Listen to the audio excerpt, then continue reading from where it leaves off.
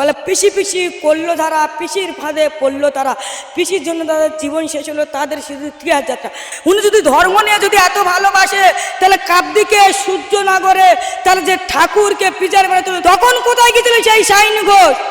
আমার হৃদয় মাঝে কাবা নয়নে মদিনা, আমার হৃদয় মাঝে কাবা নয়নে মদিনা।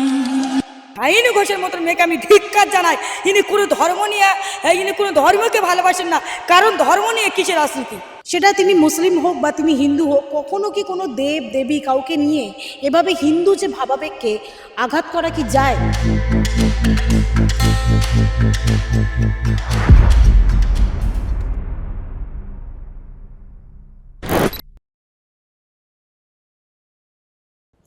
আমার হৃদয় কাবা আর নয়নে মদিনা প্রচারে এমনই গান গেয়েছিলেন তৃণমূলের সাংসদ সায়নী ঘোষ।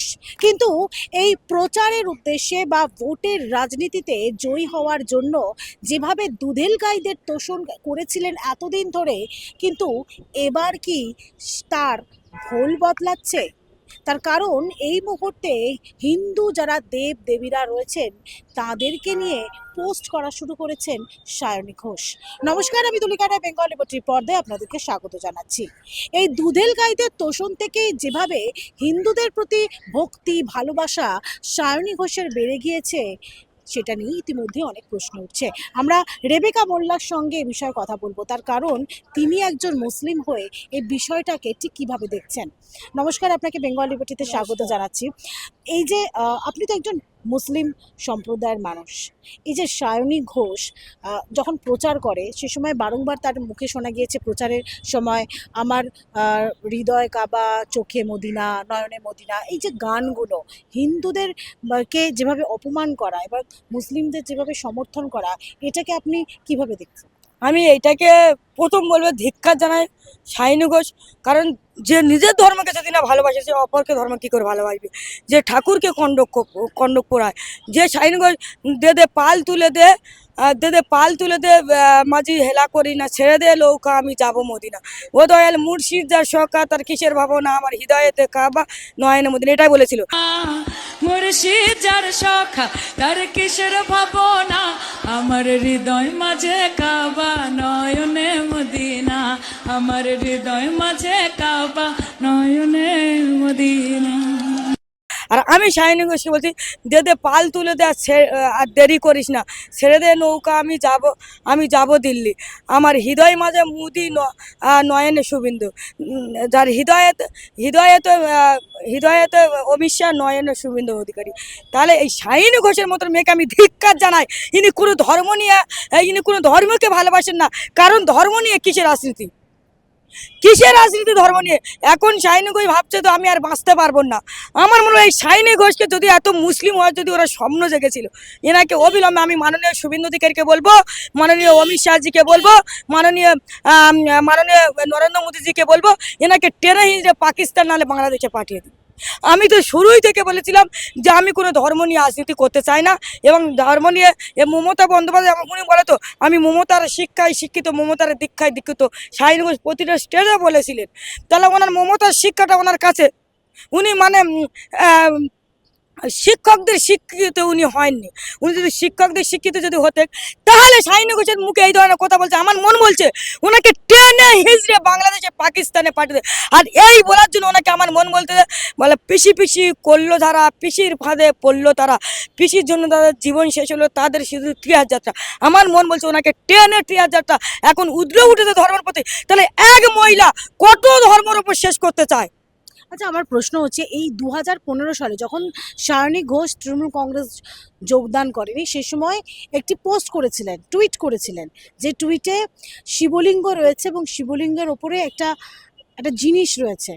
এই প্রসঙ্গটাকে কিভাবে দেখছেন? কারণ তিনি একজন হিন্দু, সেটা তিনি মুসলিম হোক বা তিনি হিন্দু হোক, কখনো কি কোনো দেব দেবী কাউকে নিয়ে এভাবে হিন্দু যে ভাবাবেগকে আঘাত করা কি যায়? দেখুন আমি এক নম্বর আমি ফের আরেকবার বলে ওকে ধিক্কার জানাই। উনি আমি তখন রাজনীতির জগতে আসিনি, আমি 18 সালের পর থেকে আমি রাজনীতির জগতে এসেছি, মানে আমার আরও 3-4 বছর আগে।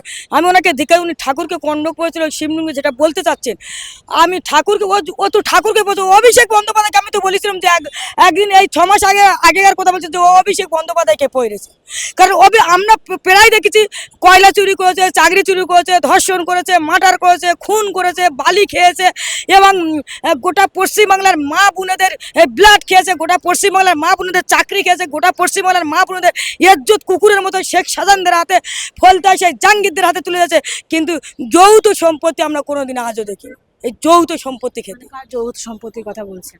ওই সেই যে লাগাও শাহিনী ঘোষ, অভিষেক বন্দ্যোপাধ্যায়ের সঙ্গে আমরা এরকম যৌথ সম্পর্ক দেখিনি। আমি ধিক্কার জানাই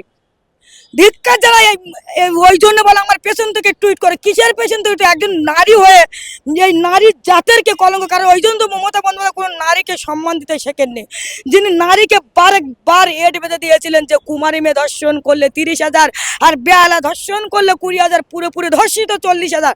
তাহলে আজকের পুরো সেইটাই সমান দেখা গেল। ওই জন্যে যৌথ সম্পত্তি আমরা পাওয়া গেছে। কারণ এদিকে ভাইপো সেজে যিনি ছিল, আমি তো একটাই পদ্য বলছিলাম যে ফুলের সাথে প্রজাপতি চাঁদের সাথে তারা, জনগণ যদি বাঁচতে চাইলে তো পশ্চিমবঙ্গতে মা বেটাকে তারা, ওই জন্য পশ্চিমবঙ্গতে মা বেটাকে তাড়িয়ে দিয়েছে একদম।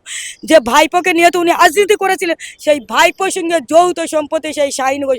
ওই জন্য ওনার বড় কথা, ওই জন্য উনি ঠাকুর মা সাইল তো, ওই জন্য উনি শাশুড়ি মা সাইলেন সাদা শাড়ি পরে আর চপ্পল পরে। তো দিন কত বেশ ওই সাদা শাড়ি পরে গান শুরু করলো, হৃদয় মাঝে কাবা। আর তুমি যদি হৃদয়কে যদি মনে করতে, যদি কাবাকে মনে করতে, তাহলে তামান্নার মতো মেয়েকে খুন করতেন না, তাহলে আনিস খানের মতো শার্ট থেকে ফেলে দিতেন না, আবু সিদ্দিক হালদারকে তুমি কবর থেকে তুলতেন না, বকটুই নখারে, তাহলে তো গোটা পশ্চিম বাংলা তুমি জ্বালিয়ে দিতে না।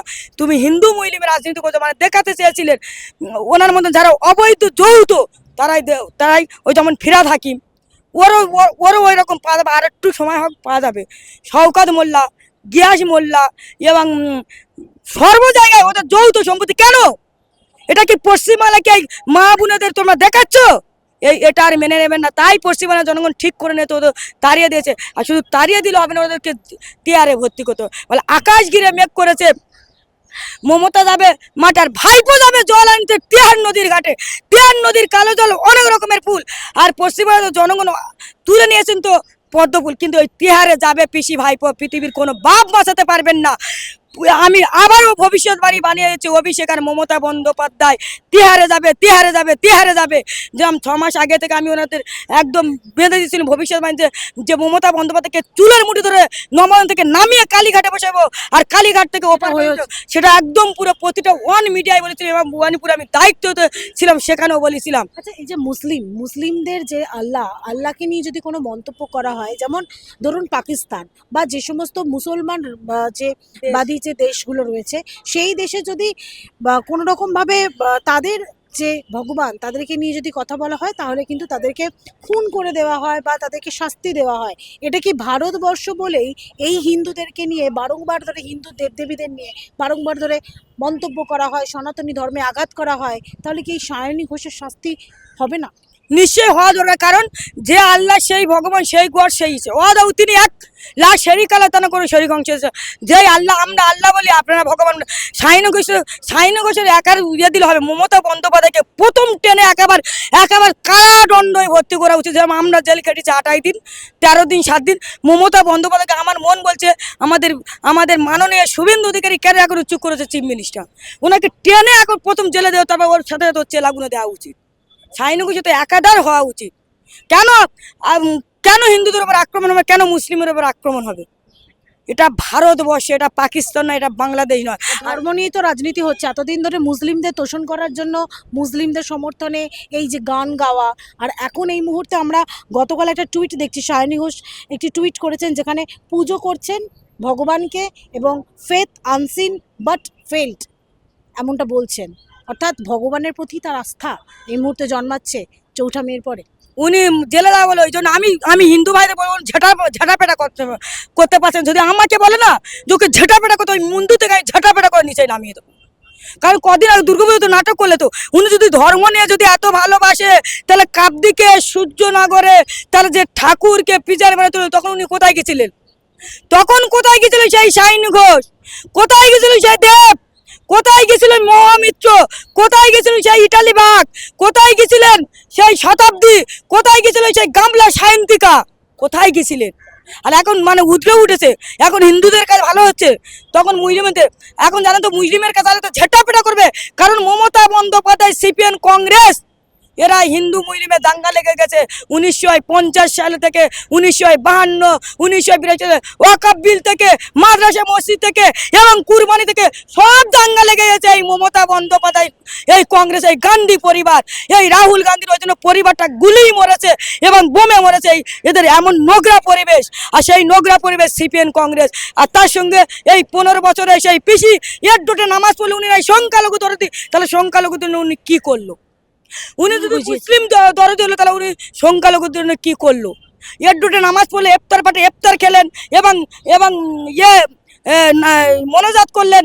ধিক্কার জানাই সেই ফিরহাদ হাকিম, সেই কাসেম সিদ্দিক, সেই তোহা সিদ্দিককে ধিক্কার জানায়। এরা মোল্লা তিনি কি বলবেন, যিনি হিন্দুদের দেবদেবীকে নিয়ে যখন ইচ্ছা মনে হচ্ছে হিন্দু দেবদেবীদেরকে অপমান করছেন, সনাতনী ধর্মে আঘাত করছেন, আবার যখন মনে হচ্ছে সেই দেবীর পায়ে নিজেকে আত্মসমর্পণ করছেন? ওকে আমি তো প্রথম ওকে ওকে ওকে ভারতবর্ষে তো বের করে দেওয়া উচিত। মানে ভারত মোদের দেশ রে ভাই, ভারত মোদের দেশ, আর এই দেশেতে মনের সুখে থাকবো মোরা বেশ, দেশের বাতাস দেশের আলো, আমরা সবাই বাস ভালো, আর দেশের মাটি করবো মোদের সকল দোষে। মেয়ে ওই সাইনো এসে মেয়ে টেনে একবার জেলে পাঠিয়ে জেল থেকে ওই বাংলাদেশে পাঠিয়ে দিই, নাহলে পাকিস্তানে। সাইনি ঘোষের এই বাংলায় কোনো জায়গা নেই, কোনো ঠাঁই নেই ভারতবর্ষ। কেন্দ্রীয় এজেন্সির নজরে বা র্যাডারে এই মুহূর্তে সায়নী ঘোষ। তৃণমূলের যুব সভাপতি পদে যখন আসীন হন এই সায়নী ঘোষ, সেই সময় কুন্তল ঘোষ ছিলেন সাধারণ সম্পাদক, এবং এই কুন্তল ঘোষ এর আগে গ্রেপ্তার হয়েছিলেন। কুন্তল ঘোষের লিঙ্ক ধরেই এবার সায়নী ঘোষও যে দুর্নীতির সঙ্গে যুক্ত রয়েছে তেমন কিছু তথ্য এই মুহূর্তে কেন্দ্রীয় এজেন্সির সামনে রয়েছে। সে কারণেই কি এই মুহূর্তে এখন একটু ভগবান ভগবান প্রীতি জাগছে? ওই জন্য ভয় পাচ্ছে, কিন্তু যত ভয় পাও আপনাদের টিহারে যেতে হবে। সায়নী ঘোষ যখন 2700 কোটি টাকার গায়ে দিয়েছিল আমার আপনার ভারত মায়ের সন্তান, যিনি 133 কোটি মানুষের ওপর যিনি ছাতা হয়েছে এবং বট গাছ হয়ে বসে হচ্ছে দিল্লি থেকে 133 কোটি মানে 2700 কোটি টাকার গাছ, তখন এসেছিলেন কেন্দ্রীয় এজেন্সি থেকে দেখতে এসেছিলেন। তখন মমতা বন্দ্যোপাধ্যায় বলেছিলেন, হাতটা বলছে দিদি গাছ কোথায়, তখন মমতা বন্দ্যোপাধ্যায় হাতটা মুজরিতে এসে বলেছিলেন ছাগলে খেয়ে নিয়েছিলেন। আমি তখন বলেছিলাম ছাগলটা তাহলে কে, তাহলে তখন বলেছিলেন কেন্দ্রীয় রিজার্ভ এবং সুপারভাইজারে বলেছিলেন তাহলে ইডি দিতে হবে।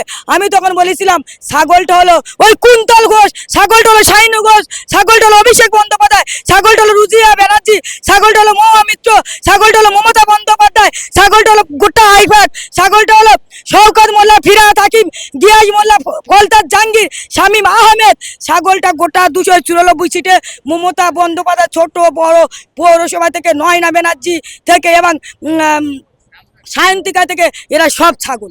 এদেরকে ইডি টানতে টানতে কেন্দ্রীয় এজেন্সির ঠিক নজরে রেখেছ। তো বড় বড় কথা বলেছিল আমাদের প্রমাণ দেখাও, ফাঁসির মঞ্চ করবে। আরে ভাইপো, ইডি সিপিআর কাছে তুমি আত্মসমর্পণ করো, তোমাকে ফাঁসি দিতে হবে না, ফাঁসি উঠে গেছে ভারতবর্ষতে, তোমাকে জনগণ পিটে পিটে পিটে তোমাকে তেয়ারে পাঠাবে। অসংখ্য ধন্যবাদ। তবে যেভাবে হিন্দু দেবদেবীদেরকে নিয়ে সায়নী ঘোষ তিনি বিভিন্ন মন্তব্য করেছেন, সনাতনী ধর্মকে আঘাত করেছেন, সে জায়গায় আবারও এই ইডি সিবিআই এর র্যাডার থেকে বাঁচার জন্য কি এবার দেবদেবী শরণাপন্ন হচ্ছে সায়নী ঘোষ? প্রশ্ন থাকছে আপনাদের কাছে। আপনারা এতক্ষণ দেখছিলেন বেঙ্গলিপটি। এই ভিডিও যদি ভালো লাগে তাহলে লাইক, কমেন্ট, শেয়ার, সাবস্ক্রাইব করতে ভুলবেন না।